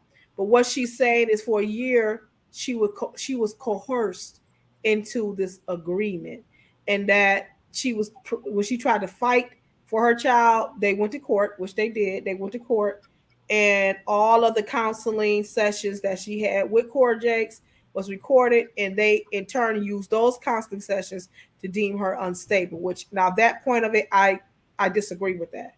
Because anytime I'm going into some type of session with a minister or a pastor or something like that, I'm expecting for that to be confidential and not go towards my character in court. Because as Christians, as saints, we have a different principle when it comes to court. I'll put the link in there, Lovely, in case you want to come up, because I saw you're saying something. So I'll put the link in there for you, Lovely, in case you want to come up on the panel. Sheila, what are your thoughts? I don't, girl.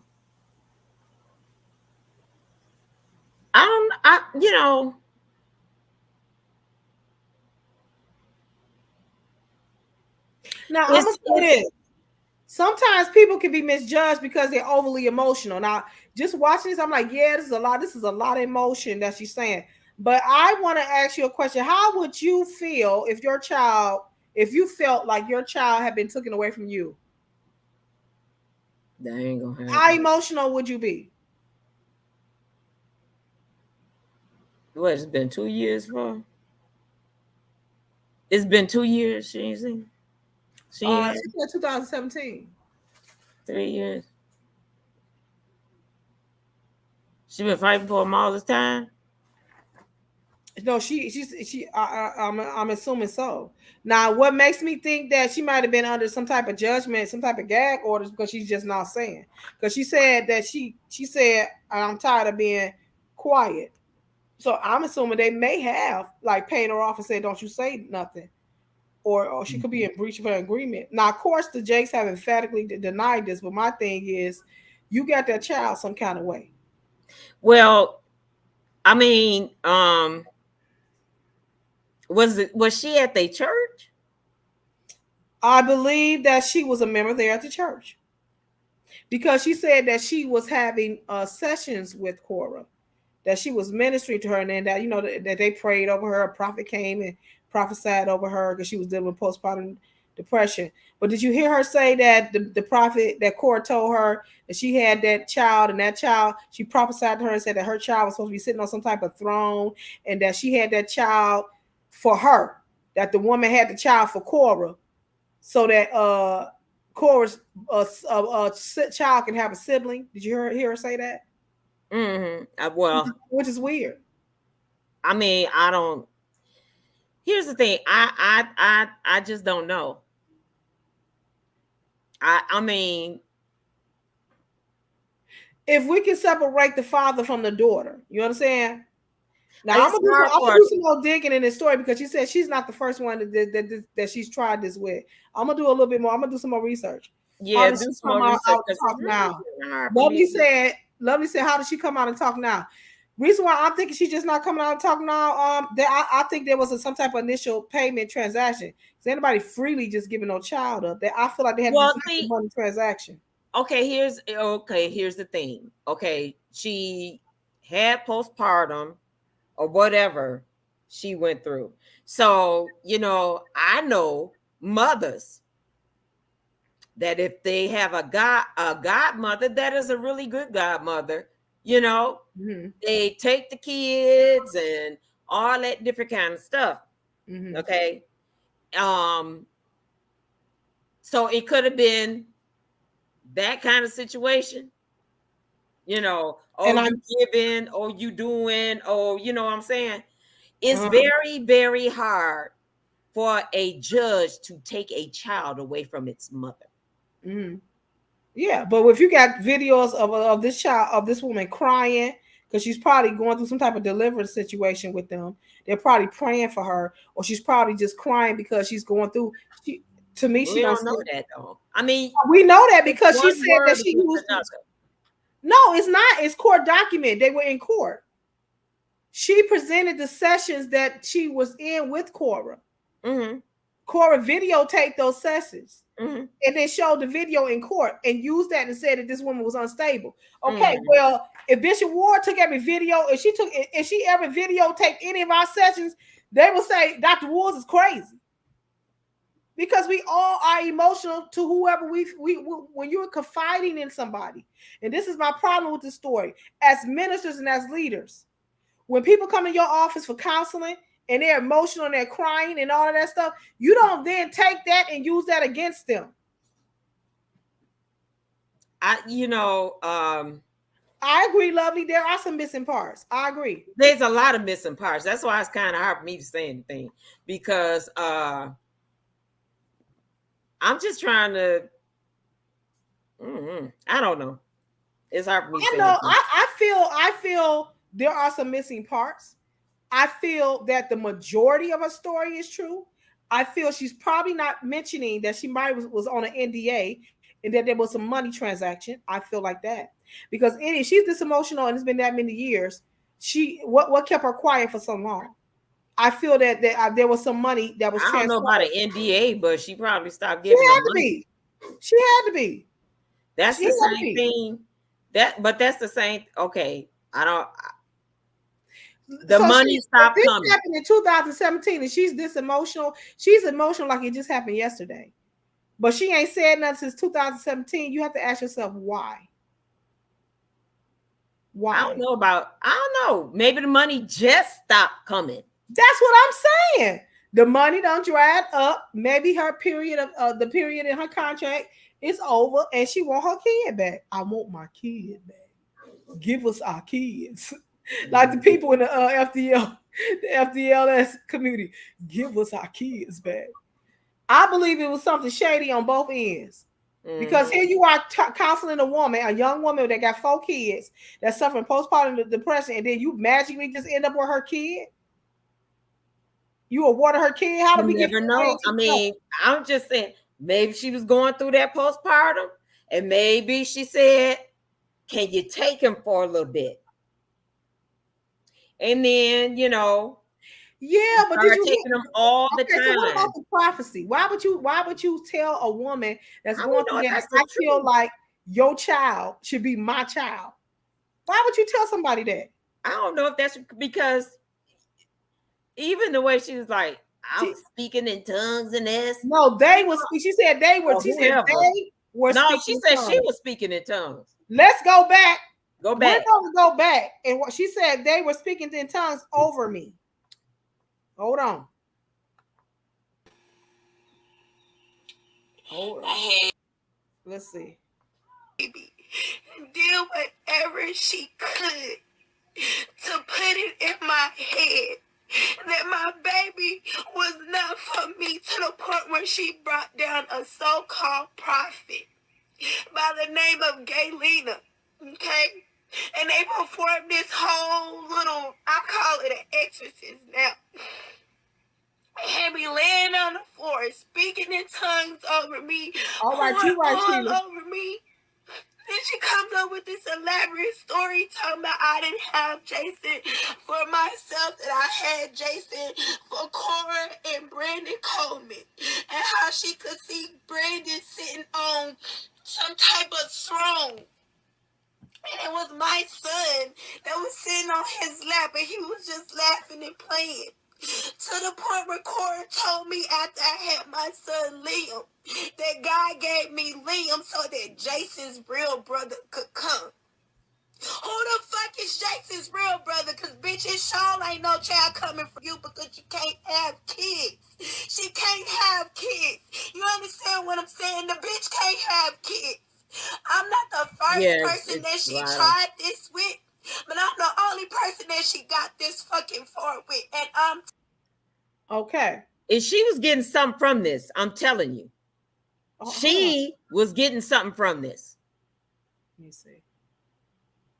Okay, hold on one second. So you think that she's running the game?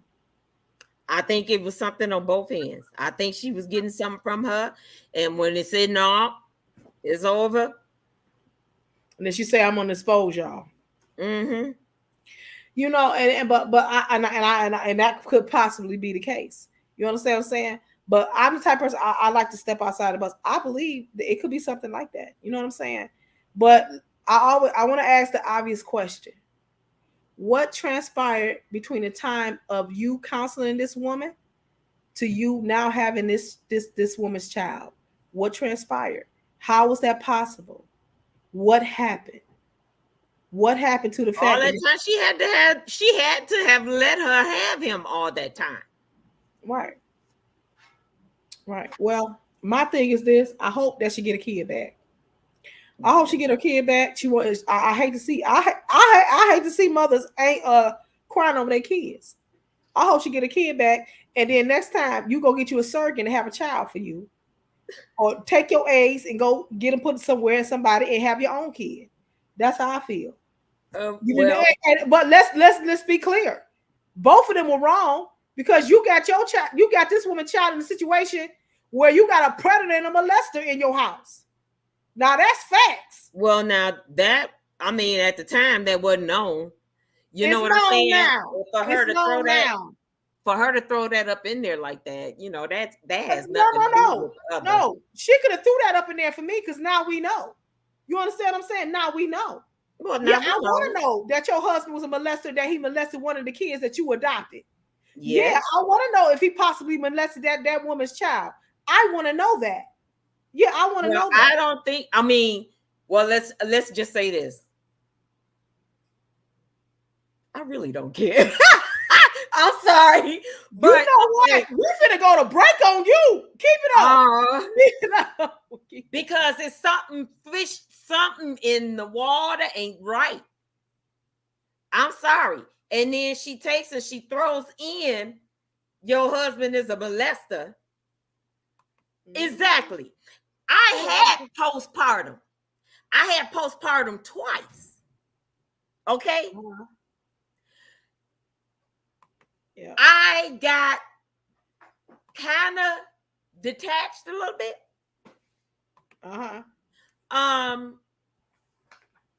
My husband had to pray, lay his body over me and pray, okay, and rebuke that thing. But I still had to go and get some medication to come out of the depression. Okay. So all while she's in depression or whatever, Cora has her child.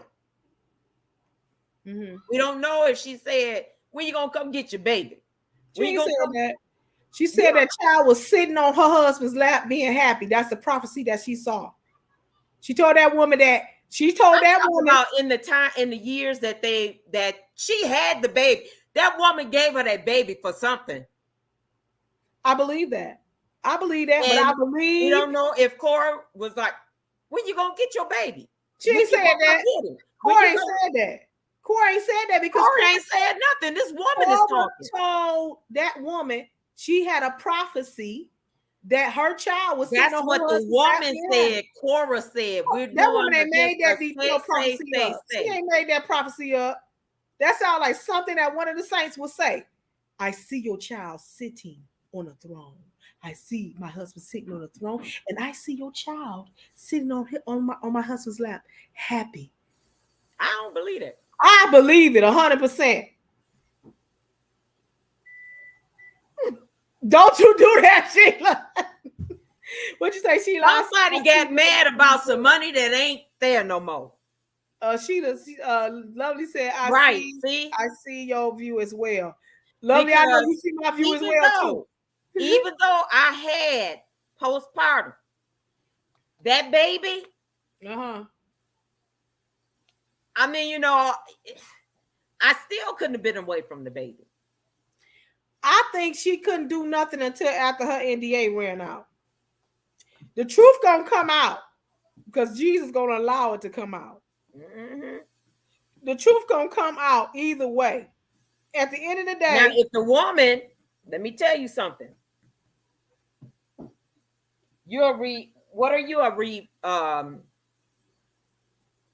What are teachers? I'm a mandated reporter. Yeah. So now, if she got to the point of like wanting to do something to the child, because in postpartum you do, some cases they want to do something to the child. Now you ain't gonna sit up here and say that woman tried to do something to that child, and we don't know that for fact. We don't. Okay, so you don't know what? Oh my God, I'm done. I don't believe her. I believe her 1,000%, and we protesting with her too. We going out with baby dolls with diapers on, and we're walking out there and protesting. Give her child back. No. We want her to get her child back. That's just like that Michael Jackson stuff. Ooh. Michael did that. I'm sorry. Don't y'all come No, he didn't. Don't talk about Michael. No, I know you lied. I know you lied. They took all his computers from his home. Ooh. They did not find anything. Don't be lying on my Michael Jackson. Why would he put his rest in peace, Michael? I'm gonna always love you. First of all, he ain't in peace because he wasn't saved. He was Jehovah's Witness. Will always. You understand what I'm saying? He's down there in the floor is lava. That's where he's at. Okay. Y'all about to be mad at me. Listen, the Bible say if you don't receive of the Spirit that you can't enter into the kingdom of God. Michael was speaking in tongues. Now he would say Shimon, but he wasn't speaking in tongues. He was not.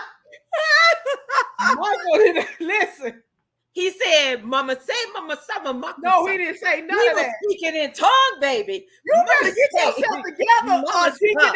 Mama, Lovely said, "Don't you mess with MJ." I'm messing with him. Don't y'all even do this? Mama say, Mama say, Mama. I said, "Yes, speak." No, you ain't said no stuff like that. I know you ain't said that. I'm sorry, but Michael is not walking on the moon. He is walking on lava as we speak.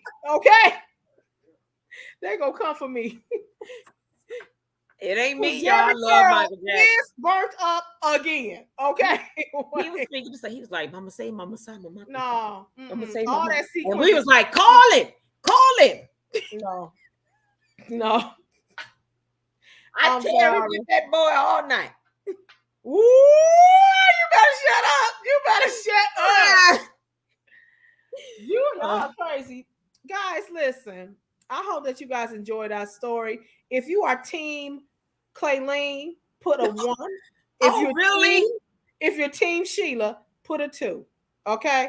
Wow. If you think that the woman is telling the truth, put a 1. If you think that Michael Jackson is in heaven, put no. If you think that lady is telling a lie, put a 2. Okay, watch this. Okay, what's she about to do? Oh my God. I wanted some ice cream.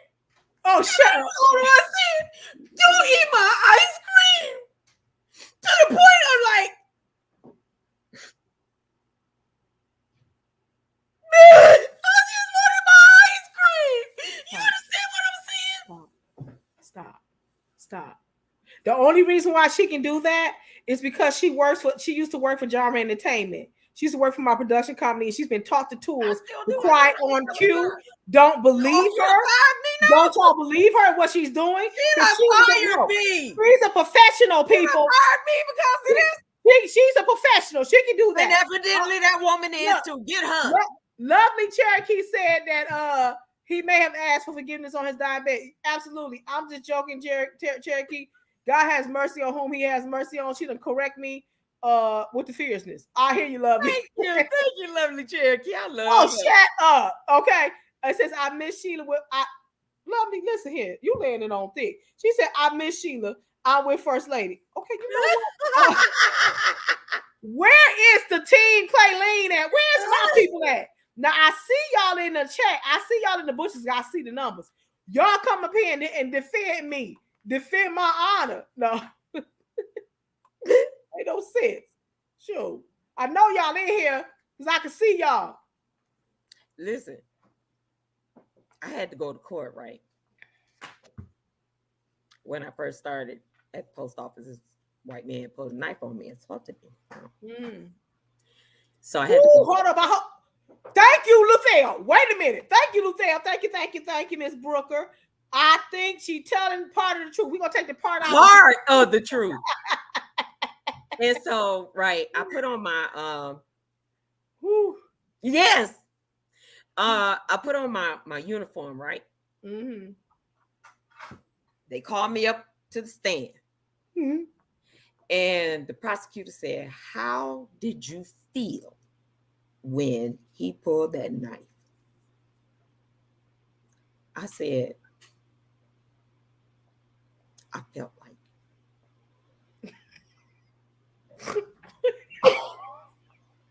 You better not incriminate yourself. No, but it was true though. It was true. Did you put your head down when the spotlight came up? You came up. I said when he asked me, I said, my time to shine. No, but it was true. And I was like, you know, I felt like, what if he had? What if he had? You making me laugh. I was like, well, what if he had her? Like, who does that? My kids would have been without a mom. I know you didn't go there. I know you did not. He got held over for trial. Oh my God. Help me, Jesus. What was wrong for that? Oh my God. This woman is something else. She is something. I believe that Cora manipulated that woman for a whole year while she was emotional and took that baby from her. Followed the steps and played her. I had she played that postpartum card, and she didn't have to be bothered with the baby. Well, she had to be bothered because her wound shut up. You heard her say that she got. I'm talking about the woman. The woman didn't have to be. She already had other kids, so she didn't have to be bothered with the baby. She want to be bothered with her own kid. It's not a baby now. It's a kid. It don't matter. That's still her seed. That's her baby. Girl, what give else? Her child back. I just give her child back. Cora. Cora. Give her child back. Right. If they deem, her unfit, then I guess they would. Now I'm gonna say this: if we videotaped every emotional moment that you've had in service and took it to court, they would put you in a straight jacket. You know what? If they listen, we be clowning in church and we be giving it out to God and we be boo-hooing and we be crying.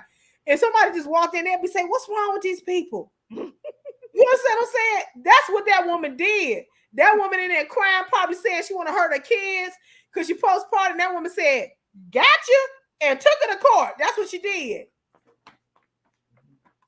Thank you, Miss Brooke. I found that glass. I got somebody on my side. So glad. Well, I guess I feel different because I don't want nobody's kid. I don't know what to say about you, honey. That lets me know I will not call you crying about nothing because you're gonna be like, she over here pulling the con. You see what I'm saying? No, for real. They over here about to get me. Girl, she be like, Clayleen is crazy. I told you later, girl.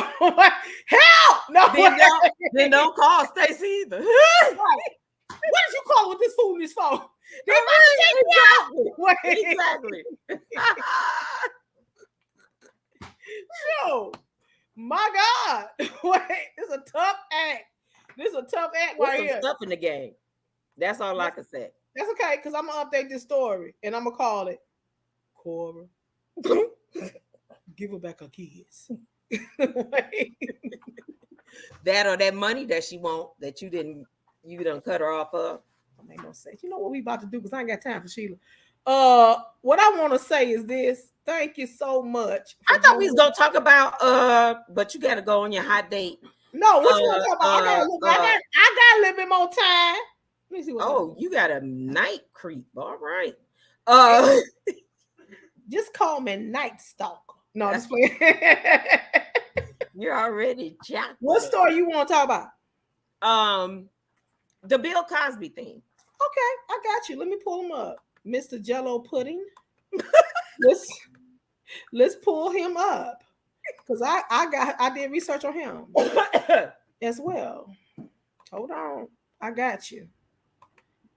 I got you. I ain't talking about none of that other stuff. We're talking about the current. We're talking about the current story. Yes. This new story. Yes. I got you. There you go. What's up, Bill? I have put in the work on Mr. Bill Cosby. Okay, let's start from the beginning. Okay. Oh, but baby, she got paid. Do you hear what I say? Mm-hmm. This woman got no, she ain't gonna get paid. No. They already have. They just ruled last week in her favor. Okay? I know what they going to appeal. She gonna get that bread. And the man and his lawyer said, "Well, see, here's the thing: had they let her get punitive damages, then he would have been messed up. And because they didn't allow that the jury did not allow that, they're going back to appeal." His lawyer said this woman will never get paid. She gonna get that money, and I believe her too. She ain't gonna get that money. It say for now, Lovely, I will go. Oh, okay. Oh wait, Lovely said, "Oh wow, not creep." Praise the Lord. Listen, trust me. My hair's still gonna be clean at the end of the night. Trust and believe that. Okay, so Bill Cosby. Bill Cosby loses the sexual assault lawsuit and must pay damages. Okay, it says a jury in California sided with Judith Huff, who accused Mr. Cosby of molesting her in the Playboy Mansion in 1975 when she was 16. My question is, why was she there? Exactly. At 16. And I found the answer. Okay. He invited her and brought her there. Can I ask you a question? Yes. I gotta ask the question. What was her parents? I don't know where her parents was, but I know that he took her to the. Where was her parents? No. I don't know. See, that's some bull crap. It's what happened, Sheila. Wait a minute, hold on. They always trying to find a way to get some money, and notice that this is a bunch of white women. And my thing is, she need that money because he should have never touched her. How about that, girl? He should have never touched her. She was 16 years old. Okay, it says somebody. You know what? They should. Whoa. See, to me, that's crazy for them to be able to go back. I can't even remember when I was 16 years old. Sheila, you ain't gonna disc. Now I'm gonna tell you something like that. That man done did that to that girl. He done did it. He done did it. Hold on. I want to start from the beginning because I had two stories mixed in one. All right. Okay. All right. See, I done. I printed this whole thing out. Okay, so it says that Hugh Huff, her name is Huth, Huff, in 1975, when as a 16-year-old girl, she accepted his invitation to join him at the Playboy Mansion in Los Angeles. The decision by the jury once again tarnished his reputation of a man who's standing as one of America's most beloved entertainers, dissolved as a dozen of women came forward and accused him of sexual misconduct. As a part of its decision, the jury awarded Ms. Huth of $500,000 in compensatory damages, but declined to award her punitive damage. Beyond its significance, Ms. Huth, who first came forward with her accusation in 2014, the verdict offered a degree of satisfaction for her of many women who for years accused Mr. Cosby of similar abuse.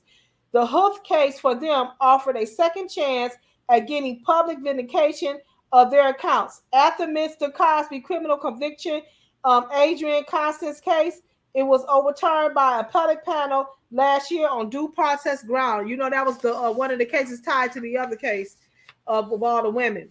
It says that Mr. Cosby had attacked them, but Mrs. Huth suit was able to move forward because the jury agreed she was a minor at the time, and California law extends the time frame in which people molested as children can file a civil claim. After the verdict was announced and the jury dismissed, Mrs. Hughes hugged her lawyers and said, "I feel good. I feel vindicated." Ms. Hughes said the verdict was a damaging setback for Mr. Cosby, who upon his release after serving nearly 3 years in prison, had promoted the appeal court decision as a full exoneration and an overstatement, now overshadowing by finding that reinforces an image of him as a person who has wielded his celebrity to take advantage of women. Okay, Mr. Cosby had consistently denied the accounts of all the women, asserting that if he had sexual encounters with anyone, it has always been consensual. He invoked his Fifth Amendment privilege against incrimination and did not attend the trial, but part of his deposition, which was videotaped several years ago, were played for the jury, and they heard him say he had no recollection of ever meeting Mrs. Hughes. I wouldn't have let him testify either because he old as dirt. Yeah. I mean, you know, that would be a dumb setup. But yeah, here's my thing. I don't know where they came from. But you know what, girls have a thing of telling people they're older than what they are. And if we have any white viewers, I'm sorry, forgive me for this, but y'all look older even when you're young. I know you ain't said that. Oh, Jesus. And you know, how can I I just feel like this is something that I just think, she made up a story. I'm not see what I'm saying. I feel like she's just trying to go against me today, y'all. I think that's what she's doing. I think she's just trying to go against me. I believe he don't remember I believe he don't remember the event, but I believe she do. You understand what I'm saying? I believe I believe that you remember telling him she was 19. I believe he honestly don't believe it. Wait a minute, Lovely talking about something exactly, Sheila. Females do lie about their age. They do. But here's a bigger thing. Here's a bigger thing. Hugh Hefner ran the biggest hoe house. Yep, he died in prominence. Nobody said nothing to him. Exactly. But that don't mean Cosby's supposed to get the same plot. Somebody should have been there checking ID. Nope. They wasn't. They could go to his house and do whatever. Mm-hmm. So I don't even know what a woman. Where they met at? Lovely said, "You ready for your date?" I'm about to get ready about a half an hour or so. Where they met? Where did they meet? He invited her to a mansion. They don't say where they met. They said she was 16 and he invited her to a mansion. How do you be a teenage kid? I don't understand. Well, she probably was working. She probably was a child star. Working doing what? She probably was a child star. Huh? She probably was a child star. Anyway,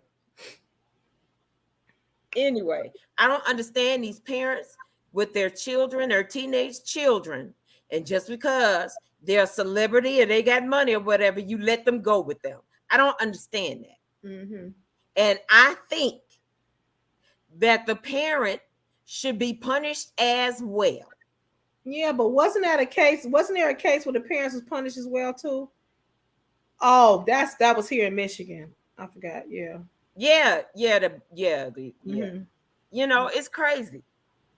It's ridiculous that the parents never get punished. Well, here they did, which was a good thing.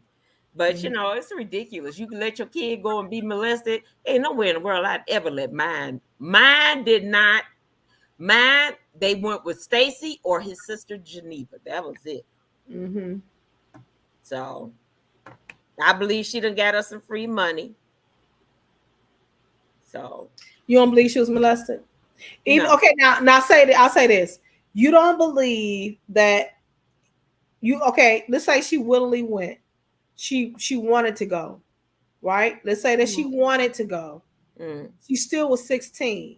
So that means that she was not using all of her brain. She used her brain enough to lie and say she was 19. Yeah, but we don't hold teenagers account for making adult decisions. We don't hold teenagers that because they're teenagers. They're minors. We know about fast girls. We know about being fast or whatever. Okay, wait, hold on. Who is the adult in the situation? We do hold teenagers accountable for those kind of decisions. I don't. When you got an adult male dealing with a teenager, he should have been an adult. First of all, why are you inviting this 16-year-old girl to the Playboy mansion? You know this woman ain't developed. You know this. Why did her mama leave her with them or however? I don't even know. It don't matter if you left them in a room full of whatever. That adult should have enough restraint to not touch a kid.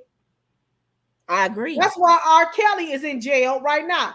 Them women. I agree. I definitely agree. Sold their kids to R. Kelly. Some of them sold their kids, but that don't still mean you go and screw them. No. That's the only thing that I don't agree with. I believe everybody that played a part needs to have their punishment from his managers and whoever else to their parents. The ones that literally sent their children. Let me tell you something. We all knew about R. Kelly. We seen him on the tape. We all knew. from the 90s. We knew it. Why? Now her parents is the same age as I am. Their parents. So why would you let your child go with somebody like this? Because they wanted them to be famous. It makes no sense. And that's it. They wanted money. To be famous. Yeah. And I believe one of the parents in that R. Kelly case, I believe just one. The rest of them is full of it. That mother that went and got her child, I believe her. Them other ones, them couples, y'all sent this man after the tape that went out. Y'all still sent y'all daughters to this man. You understand what I'm saying? Ain't no way in the world I would have sent my kid that of a man that I don't watch on tape be with a 13-year-old kid. I'm not sending you talking about making her famous. Forget that. No. But even in that case, still in that case, he had a problem, he has a sickness or whatever. He still shouldn't have touched him. Just because he should not have touched them, but he did. And they knew who he was. And that's why he going to jail now. That's why they need to be in jail. He need to be in there for the rest of his life. Something. One of the girls, one of the parents said the daughter, they had met him at a concert. Mm-hmm. They were with her, went and met him and everything. Mm-hmm. And, he told them that he wanted to mentor her or whatever. Right. Okay. They first said no. Okay. Mm-hmm. Then she said, if you don't, I'm going to kill myself. Exactly. And you know what I would have did? And I know who you're talking about. I know that, yeah. You know what I would have did? I'd have had her committed. Or I say, go ahead and go on in your room, honey. Put your best foot forward because you ain't going. I'd have had her committed. Because what you ain't finna do at 16 years old, you gonna run this. And so they say that's the reason why they let her go. Yeah, but guess what? Idiot. Guess what? She was close to becoming 18. So then after she turned 18, they couldn't do nothing else. Yeah. Because she was on her own then. Everybody got to be responsible for themselves. You understand what I'm saying?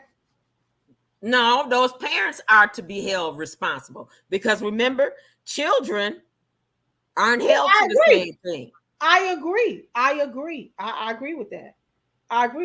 And we recognize that they are children. Mm-hmm. Just like R. Kelly and Mr. Cosby recognize that they are children. You understand what I'm saying? Some kind of way they got there. I don't know if they was dropped by a plane, the stork, or they just came up out of a tree. The stork there. They got there in that man's presence. Okay? Oh, Lord have mercy. So that's what it is. That woman. Well, anyway, they need us. Anyway, let me shut up. Okay, it's nice being with y'all. You know what? You got some nerve. You got some nerve, Sheila. You got some nerve. You got some nerve. All accounts are accountable, Lovely Cherokee said. Yes, they are. I hope this has been fun for you guys. Ooh, she was on my bad side today. Who? You, Jesus. What? Lovely said the parents exactly. Yeah, the parents exactly. Mm-hmm. I wasn't on your bad side. You just trying to come up against me is what you trying to do now. Thank you guys for tuning in. Thank you. It's time for me to go eat some ribs. It's time for me to go get my linen on and go on and be strong. No, I'm just playing. All right. Enjoyed you guys. We will be back with you guys with more hot topics, more current. Yeah, we're gonna discuss your date next time. Let's talk about it. Okay. I will probably do some video footage so y'all can see where I'm going. Cool. I can tell you where you mess up at. I ain't gonna mess up. All right, cool. Videotape it. We're gonna discuss it. Next thing, y'all tune in. Call everybody. Call everybody. Tell them tune in because we're gonna discuss her date. You know what, Sheila? There's no need for the rhetoric. You understand what I'm saying? Because I'm strong. I got this. You see my shirt? It say Quine. It say Quine. No. Mm-hmm. All right, guys. This is your queen. That should be really cool. Say I'm Queen Sheila. She never say, Sheila, you gonna say, you Queen Sheila? First of all, I sent her a script. I sent her a text with the script. I said, we're gonna say this. The very first show. I You said, know what? we're gonna say this. I had forgot it. Said together, right? She never said it on the first show. She never said it. And I went on to say it. She never said it. So I said, well, this is your Queen Clayleen. And Queen Sheila. Say, be great. Bye-bye.